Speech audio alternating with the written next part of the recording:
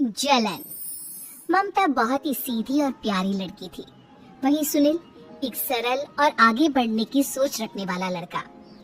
सुनील, बेटा सुनील कहाँ है? अरे जरा एक गिलास पानी तो दे दो।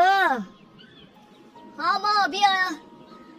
क्या माँ, पानी तेरे सर के पास ही तो रखा है। क्या हो गया है, तबीयत खराब है क्या? अरे नहीं, वो उठने का मन ही नहीं कर रहा था, तो देखा ही नहीं। वैसे क्या कर रहा है? यहाँ बैठ ना मेरे पास। माँ पढ़ रहा था।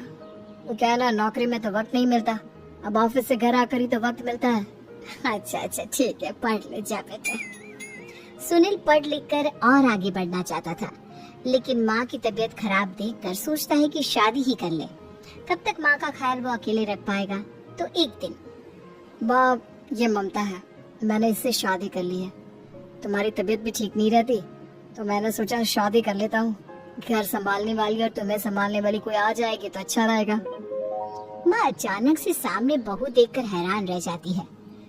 बेटा, ये क्या बात होती है? न बैंड, न बाजा, न दहेज, न शगुन, ऐसे कैसे बहू आ गई? माँ तू तो जानती है, मैं नौकरी के साथ पढ़ाई कर रहा हूँ, तो कहाँ से इतना पैसा बचा पाता कि धूमधाम से शादी करता। वैसे भी माँ, लोग तो आकर खाकर निकल जाएंगे, इसलिए बस वैसे ही। माँ जी, मैं आपका ख्याल रखूंगी।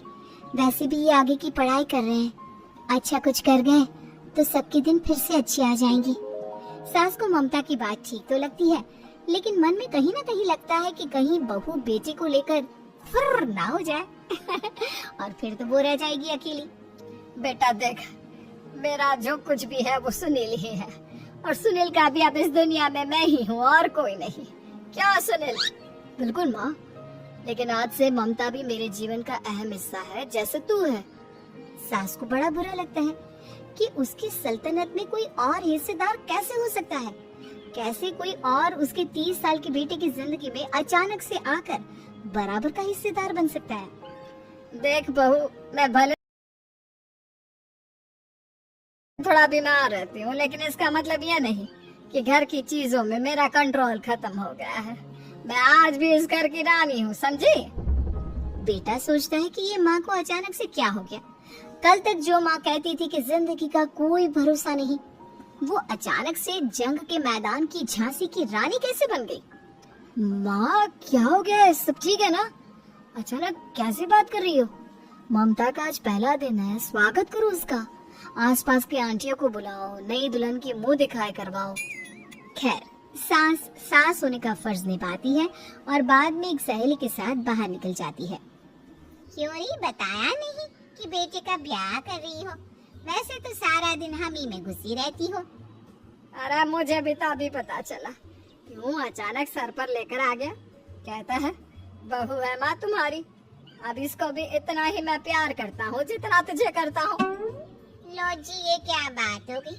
क्यों इतना प्यार करता है? अरे माँ का प्यार तो ज्यादा होता है। अब उसको तो कोई दूसरा पति मिल सकता है, लेकिन तुम ही बताओ, क्या माँ की ममता किसी और की हो सकती है? ना जी ना, बेटे को समझाओ ये बात। अरे क्या समझाऊं, मुझे तो खुद ही समझ में नहीं आ रहा कि क्या हो रहा है। जो बेटा कल तक माँ माँ करता था, अचानक से बीवी बीवी का राग आलाप रहा है। देखा, उसकी बीवी ना सुंदर और जवान है। सुंदरता के आगे तो एक से एक नहीं टिके, तो तेरा बेटा किस खेत की मूली है? सास को भी समझ में आ जाता है कि बहू की सुंदरता के आगे माँ का प्यार किसी काम का नहीं। उधर बीवी, ए जी, अम्मा जी सहेलियों को छोड़ने गई थी, अभी तक आई नहीं, हम देख आए क्या? अरे रहने दो ना, आ जाएंगी। कहाँ जाएंगी, उनकी आदत है, एक बार जाती है तो पूरी पंचायत खत्म करके ही आती है। अच्छा ही है, खाना वाना खा कर गई होगी। छोड़ो ना, घूमेगी तो खाना पचेगा, नहीं तो ऐसे ही खाट पकड़ लेगी। बहू भी शांत हो जाती है। उधर सास सोचती है कि आज थोड़ा देर से ही घर जाती हूँ, जब बेटा परेशान होकर ढूंढेगा तब मजा आएगा। बीवी को खुद ही पता चल जाएगा कि माँ के आगे उसकी दाल नहीं गलेगी। लेकिन वहीं दूसरी ओर घर पर, ए जी, माँ जी अभी भी नहीं आई। हमको तो घबराहट हो रही है कि क्या करें, जाकर पता करें किसी के घर। अच्छा, कहाँ जाओगी ये भी बता दो। पहला दिन है तुम्हारा इस घर में और एक ही दिन में मोहल्ला छानोगी क्या? हाँ तो आप भी तो नहीं जा रहे हैं ना, हमको फिक्र हो रही है। अरे यार ये रोज का है अम्मा का, खाओ और सो जाओ। बस फिर क्या था, बेटा बहू खाना खाते हैं और कमरे में सोने चले जाते हैं। उधर जब सास को कोई देखने नहीं आता तो वो हार कर घर आ जाती है, जहाँ वो देखती है कि सारे घर की लाइट्स बंद है।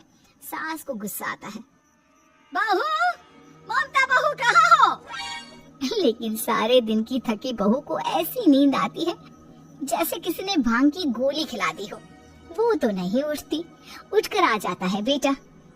क्या बात है अम्मा, काहे चिल्ला रही हो? अरे सो जाओ ना, सुबह की थकी है बहू, वो सो रही है। जोर से बोलोगी तो नींद खुल जाएगी उसकी। माँ को गुस्सा आ जाता है। फिलहाल तो सो जाती है, लेकिन मन ही मन ढेर सारा जहर बहू के लिए भरा होता है।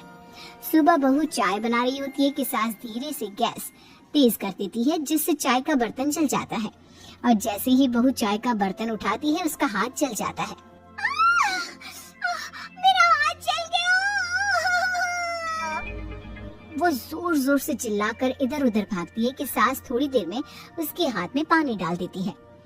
हाय रे बहू, क्या कर रही हो? पहली बार रसोई छुई हो क्या? सासू माँ गलती से गैस तेज रह गई थी और बर्तन जल गया, जिससे मेरा हाथ जल गया। हाय रे, कितना गंदा दाग, छी छी छी छी, मुझे तो उल्टी आ रही है तेरा गला हुआ मांस देखकर। तू ना मुझे अभी साथ से खाना मत लगाना। बहू भी खुद का हाथ देखती है तो उसे भी रोना आ जाता है। कुछ दिनों के बाद सास की सहेली आती है, बहू चाय बनाकर लाती है। उसके जाने के बाद सहेली कहती है, बहू की सुंदरता ऐसी है कि कोई भी दीवाना हो जाए। वैसे तेरे बेटे का क्या हाल है? अरे वैसा ही है, बहू के पीछे लड्डू। क्या करो, कुछ समझ में नहीं आ रहा। मैंने तो बहू के चेहरे पर दिवाली के पटाखे की चक्री फेंकी, उसका पूरा चेहरा जल गया। अब देखो ना रही सुंदरता, और ना ही अब मेरा बेटा उसे पूछता है। अरे अब तो वो उसे छोड़कर दूसरी भी देखने को बोल गया है मुझे। बहू सारी बात सुन रही होती है। आंटी एक बात बताइए, क्या भरोसा है कि दूसरी सही आए और आपके अनुसार रहे? देखिए आंटी, मेरी सासू माँ को गलत बात सिखाने की जरूरत नहीं है। हमारा परिवार साथ में खुशी से रह रहा है। देख बहू, मेरी सहेली की बेइज्जती ना कर, वही अच्छा रहेगा तेरे लिए, समझी? बहू नहीं मानती है। वो बार बार उनकी सहेली को घर से निकल जाने को कहती है। तभी सास की सहेली पास के चूल्हे से लकड़ी लाकर बहू के चेहरे पर लगा देती है। बहू जोर जोर से रोने लगती है। अरे ये क्या कर दिया? मैंने कहा किया, ये तो तूने किया। तू ही नहीं चाहती थी कि बहू बेटे के साथ रहे, भला मैं क्यों करूंगी? मैं तो चली, निपटा। बहू रो रही होती है, दर्द से चिल्ला रही होती है, लेकिन सास उसे डॉक्टर के पास नहीं ले जाती। तभी पति आता है। क्या हो गया ममता? ये दाग कैसे लगा? कैसे जली?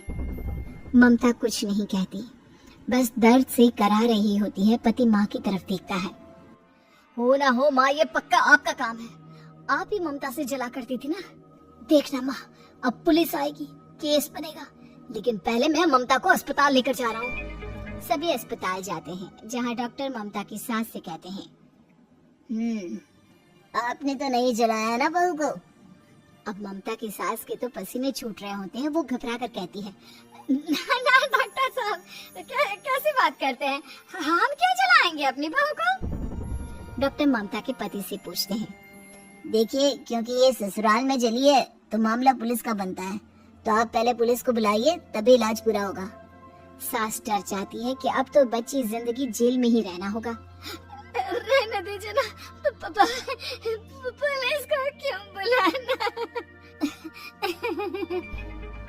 सारी हंसी खत्म हो जाएगी जब पुलिस के डंडे पड़ेंगे। बहू को जलाना भले ही बहुत आसान हो, लेकिन उसके बाद सारी जिंदगी जेल की हवा खाना। सास डर जाती है। पुलिस आती है, पास लेटी दर्द से करा रही ममता स्टेटमेंट देती है।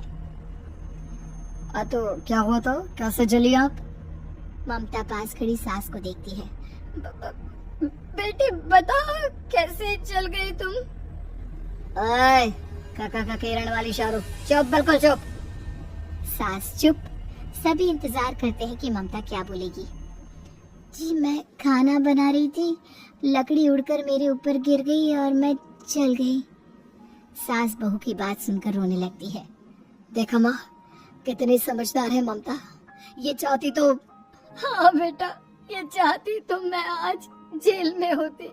मुझे माफ कर दे, मैं आगे से अभी कभी ऐसा नहीं करूंगी। बहू के साथ मिलकर रहूंगी, मुझे माफ कर दे।